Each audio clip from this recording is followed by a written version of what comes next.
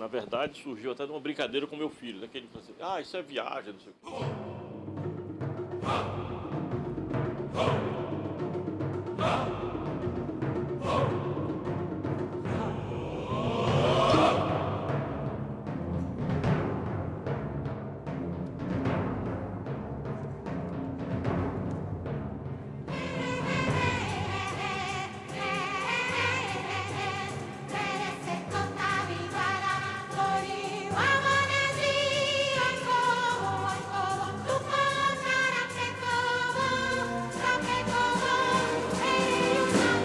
A gente tem que considerar que a formação de um conceito da Amazônia, esta formação está vinculada à Europa.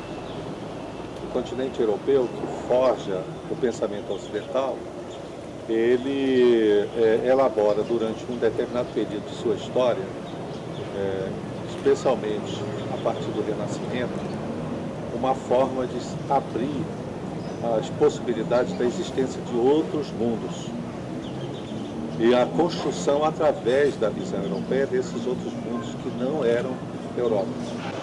Com o Renascimento, que coincide também com as grandes descobertas, com as grandes viagens, as transformações tecnológicas que permitiram uma maior comunicação. Primeiro os relatos dos cruzados que foram para o Oriente Próximo, depois todos os Marco Polo, todos os outros viajantes que ocorrem vão construindo uma outra Europa, com a possibilidade do pensamento latino de entender o outro. Os gregos jamais fariam isso, porque o grego exclui o outro. O grego, quem não é grego é bárbaro.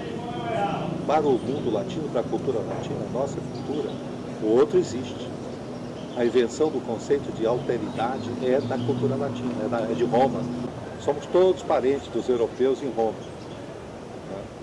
Como parte da cultura latina. Cada vez que nós emitimos uma palavra de português aqui, nós estamos reafirmando toda a tradição cultural do Império Romano, que tinha como uma das bases do seu pensamento a alteridade, o esforço para entender o outro enquanto outro. A Amazônia, então, está inscrita nesse enorme processo de expansão pelo mundo, de construção. A construção do imaginário da Amazônia guarda muitos pontos em comum com a construção do imaginário pelo Ocidente, né? Ou seja, na medida que se tem essa ideia de Ocidente, né, que ela é fortemente impregnada do outro, ou seja, a descoberta, né, da América, do outro, ou seja, dos povos indígenas, né, das populações distantes, né, enfim, do mundo que não era Europa, né, esse é o aspecto fundamental, ou seja, que é uma construção dessas identidades estrangeiras, ou estranhas ou longínquas, né, a partir do olhar, né, e da perspectiva do europeu. Nós, inclusive, vemos a Amazônia através desses olhos e aprendemos, ou seja, nos ensinaram a nos ver dessa forma. Há todo um debate curioso a partir do século XVI para a construção desse pensamento. A Amazônia faz parte da construção do pensamento da América. Ela não está isolada. Ela é componente do pensamento que a Europa constrói sobre a América e depois sobre o que a América pensa de si mesma.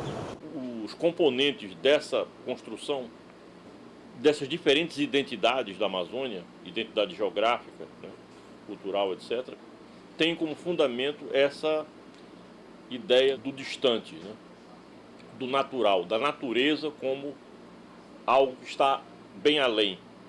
Mesmo que nós estejamos vivendo dentro dela ou em contato com ela, nós também a vemos dessa forma.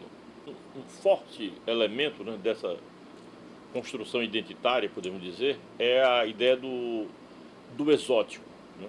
Então, esse elemento, desde o início, né, daquelas primeiras descrições, por exemplo, do Frei Gaspar de Carvajal. O Frei Gaspar de Carvajal desce com 56 espanhóis na expedição da Orellana e vai anotando o que vê. O que ele vê? Ele escreve, eu disse, vi elefantes. O Maripiranga fez uma leitura do Frei Gaspar de Carvajal que eu acho que é interessante a ser retomada. É claro, não tem elefante, mas o Frei não estava mentindo. Ele viu o quê? Ele viu provavelmente ou uma anta ou um tamanduá. Mas não tem anta nem tamanduá na Espanha. A língua espanhola não tem uma palavra para denominar aqueles animais. Então, ele viu qual era o referencial mais próximo, elefante, plaf, colou elefante. A região foi batizada de Amazônia por causa de uma categoria dessa aplicada para tentar entender a região, né? Eles são atacados, né, por mulheres. Quer dizer, para o Carvajal, era mais fácil colar o mito das Amazonas nos índios do que admitir que existiam sociedades onde o papel da mulher era diferente do que na Espanha naquele momento. Ele diz que os índios, um pouco mais abaixo lá de Inhamundá, contaram para ele que aquelas mulheres eram mulheres guerreiras, que elas cortavam o seio para poder flechar melhor, né? E que matavam os filhos varões, os filhos homens, e, enfim, o mito grego das Amazonas, eles colam aqui nessa realidade, porque ele não podia, com as categorias que ele tinha, pensar essa condição de uma mulher participando da luta. Como é que ele conseguiu ouvir essa história se ele não falava a língua indígena e os índios não falavam espanhol?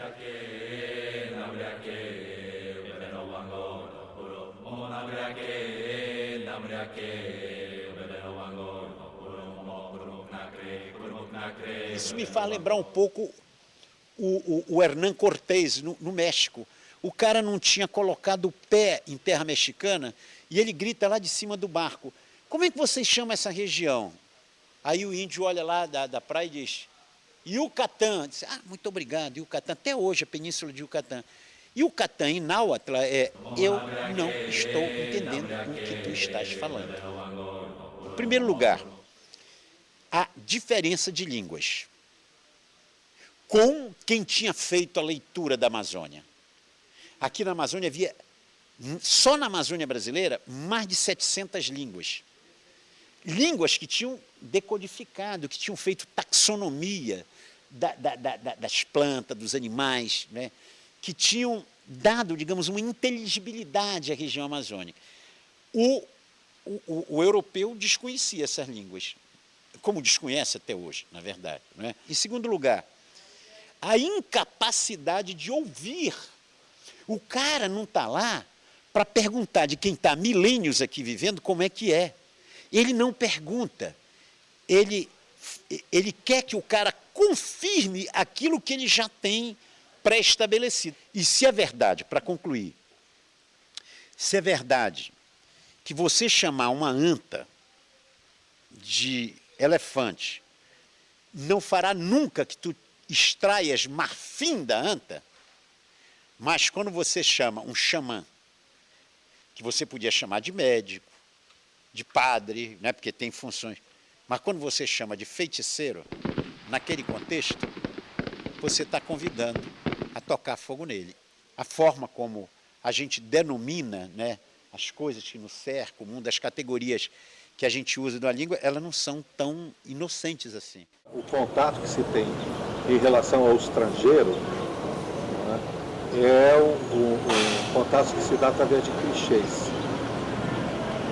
Ou seja, a Amazônia é uma das regiões com a África, né, que há o império do selvagem, não civilizado, é a área do universo do outro clichê do índio.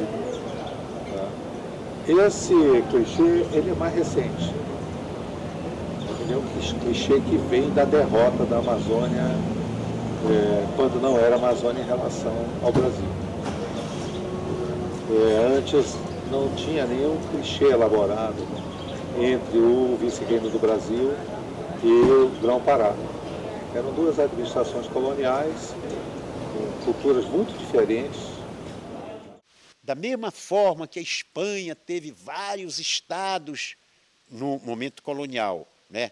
Na América, teve o vice-reinado del Peru, o vice-reinado de La Plata, etc., que acabaram dando origem a diferentes estados nacionais falando, digamos, a mesma língua, que é o espanhol, o castelhano, né? deu o Peru, a Bolívia, o Equador, o Chile, a Argentina, a Colômbia, a Venezuela. Da mesma forma, Portugal tinha 2 estados na América, o estado do Brasil e o estado do Maranhão, Grão-Pará, absolutamente independentes um do outro. Quer dizer, absolutamente no mesmo sentido que o vice-reinado do Peru era independente do vice-reinado de La Plata, né? Ou seja, tinha uma legislação própria, o estado do Grão-Pará tinha uma legislação própria, que não era uma cópia fiel da legislação brasileira. Tinha uma dinâmica histórica própria, não é? Tinha governadores próprios, um poder político próprio, e, de repente, né, em 1822, o Estado do Brasil, né, se torna independente de Portugal, pela forma como a gente conhece, e em agosto de 23, quase um ano depois, com a ajuda da esquadra inglesa, o Estado do Brasil obriga o Estado do Grão-Pará a aderir ao Estado brasileiro. E a forma em que adere como uma província a mais do Estado do Brasil. Aí aconteceu isso e se apagou o passado. Aí a gente começou a dizer que o Brasil sempre foi um. Até então se desconhecia a ideia que o Brasil tinha, no início do século XX, é que este mapinha que se olha no livro de geografia na escola já estava prontinho quando o Pedro Álvares Cabral desembarcou 2 meses depois do Carnaval na Bahia. Tem a ver com a relação que o Brasil tem, eu acho, com a Amazônia, o Estado brasileiro, né? Porque, na verdade, que eu acho que é uma relação meio esquizofrênica. Porque, ao mesmo tempo, todo brasileiro diz que a Amazônia é nossa, né? A Amazônia do Brasil, a gente tem que preservar, é um patrimônio que a gente tem, mas os brasileiros não conhecem a Amazônia muito bem. E aí eu digo, não, isso é uma visão paulistocêntrica de achar, quer dizer, que essa unidade territorial não é assim. Nós queremos pensar nos diferentes campos do saber, pensar a Amazônia com a cabeça da gente, né? Dialogando, evidentemente, lá fora. Toda a construção que foi elaborada pelos europeus, os viajantes europeus, e depois pelos pensadores brasileiros em relação à Amazônia tem a presença dos povos indígenas aí total. Eles é que tinham conhecimento dessa região. Um dos grandes enigmas da história da Amazônia, e que é buscado por todos, hoje uma dos consensos da lacuna que tem que ser preenchida no processo histórico da região, é como os povos indígenas e as etnias que já existiam aqui nos últimos 15 mil anos, como é que eles souberam, nos últimos 14.500 anos, trabalhar, viver aqui, se relacionar com o meio ambiente e não destruir, e não entrar num processo irreversível de destruição. Muitos desses grupos que viviam aqui na Amazônia, assim, a partir do início da era cristã, né? A partir de mais ou menos uns 2.000 anos atrás, eles produziram as terras pretas de índio, que ninguém sabe direito como é que elas foram produzidas, se elas foram produzidas intencionalmente ou não. Tem uma discussão muito ainda forte sobre isso. Mas essas terras pretas, elas são muito importantes hoje em dia para a agricultura familiar aqui no Amazonas, não só no Amazonas, mas na Amazônia em geral. Onde elas ocorrem, elas são muito importantes. Por quê? Porque são solos muito férteis e eles permitem o cultivo contínuo. Essas terras pretas, elas têm uma propriedade química que ainda não é muito bem conhecida, mas cujo entendimento vai levar, a meu ver, eu penso, a uma mudança nas práticas agrícolas aqui da Amazônia. Normalmente os solos aqui da Amazônia não são solos muito férteis, mas essas terras pretas são solos antrópicos formados pela ação humana, que tem uma propriedade interessante, eles são muito estáveis, eles não perdem a sua fertilidade, mesmo depois de terem sido formados há milhares de anos. Quem formou esses solos foram os índios que viveram aqui no passado. Se a gente conseguir entender quais foram os mecanismos que estão ligados à criação desses solos por um lado e por outro à manutenção da sua estabilidade, a gente pode desenvolver parâmetros que podem ajudar hoje em dia a agricultura familiar na Amazônia também.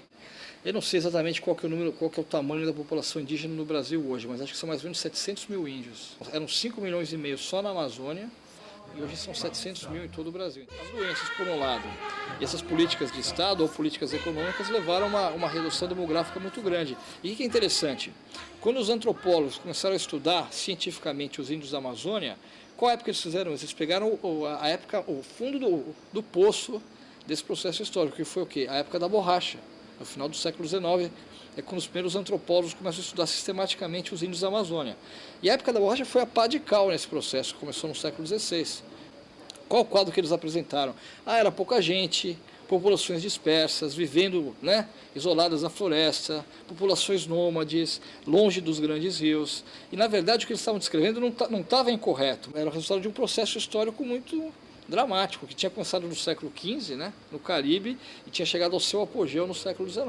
O despovoamento final se dá no processo entre 1823 e 1845, né, em que mais da metade, quase a metade, aliás, não mais, mas quase a metade da população foi morta no processo de anexação do Grão-Pará, já agora transformado em Amazônia, ao Império do Brasil.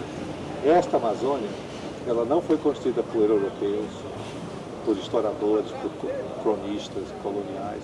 Esta Amazônia, o clichê que existe, né, na desinformação dos brasileiros, é produto do Império do Brasil, da anexação e da derrota do Grão-Pará. É recente, é coisa do século XIX, no início do século XIX para cá. O clichê da Amazônia, despovoada, celeiro do mundo, local de índio, de animais ferozes, de cobras que passeiam. Ou seja, a Amazônia, né, de rios caudalosos, de árvores gigantescas, entende? De muitos insetos. Hoje, no mundo das imagens, né, a televisão, né, o vídeo, enfim, digamos assim, apresenta, né, assim, exaustivamente a Amazônia, mas sempre com esse foco no exótico. Uma grande parte das imagens, né, que são produzidas hoje ainda, elas focalizam mais a natureza do que o homem. Nós temos, na verdade, proporcionalmente, muito pouco material sobre, por exemplo, os povos indígenas da Amazônia, né? É um material extremamente pobre, né, da vida, né, sobre o cotidiano. Quer dizer, hoje já tem um movimento, inclusive dos próprios indígenas, né, de fazerem vídeo, né? É um movimento que está ligado ao pessoal da Fiocruz e tal.